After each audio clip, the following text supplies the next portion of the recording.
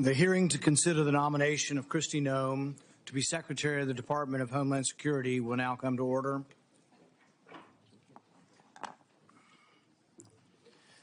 The Department of Homeland Security, with 260,000 employees and nearly 20 distinct components, epitomizes in many ways unchecked power.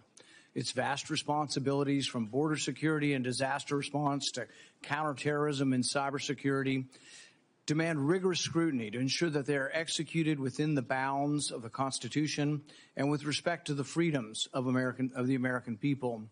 Nearly 2 years ago, when I became the ranking member of this committee, my team sought to understand the extent of this bureaucratic labyrinth.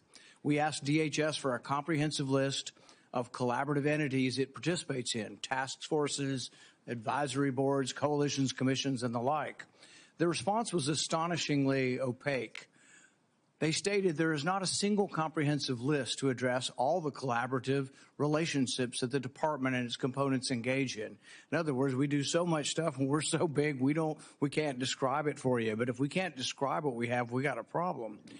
In plain language, the DHS had really no idea. Think about it. An agency commanding over $110 billion annually can't account for its own activities. This is not just bureaucratic incompetence, it's emblematic of a deeper issue, an agency unsure of its own boundaries and commitments. How can an agency fulfill its mission or earn the American people's trust if it doesn't even know the extent of its own operations? But the problems don't stop there. Instead of focusing on critical threats like securing the southwest border, DHS has shifted its gaze inward, targeting law-abiding Americans. DHS under the Biden administration has often used its vast powers to target Americans exercising their constitutional rights. It's become an agency more focused on policing speech, monitoring social media, and labeling political dissent as domestic terrorism than addressing genuine security threats. While cartels traffic people and fentanyl across an unguarded border, DHS has spent its time and resources creating partisan disinformation boards, spying on Americans through invasive surveillance technologies. The mission drift is dangerous. Every dollar spent monitoring law-abiding citizens is a dollar not spent securing the homeland. Every moment spent targeting political opponents is a moment not addressing real threats like border security, cyber attacks, or the rising influence of adversarial nation states. The priorities of DHS have been deeply distorted, and the American people are paying the price. And what about DHS's response to COVID-19, arguably one of the greatest threats to Homeland Security? The answer is clear: nothing. They knew nothing of the origins, they didn't study the issue, and they had no information about gain-of-function research. We've seen firsthand how unchecked government overreach leads to waste, fraud, and abuse. We cannot let DHS become yet another agency that operates behind a veil of secrecy.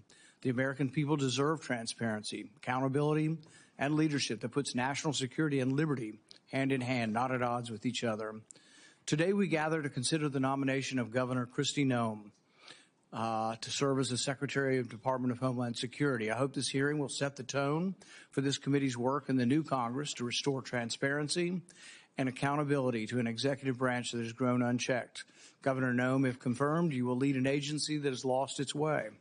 Your record as governor of South Dakota and a former member of Congress demonstrates your willingness to make difficult decisions in the face of significant political pressure and to put the interest of American people first.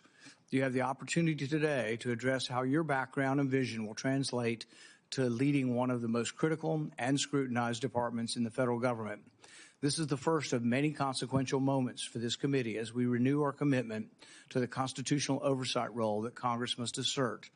I have no doubt that the nominee will consider in the coming weeks and months that you will be up for the challenge. Governor Noem, thank you for your willingness to serve, and I yield to the ranking member for his opening remarks. Thank you, Chairman Paul. Governor Noem, it's great to see you here today, and I want to first thank you for making yourself available not only to the entire committee, but the discussions that we had in my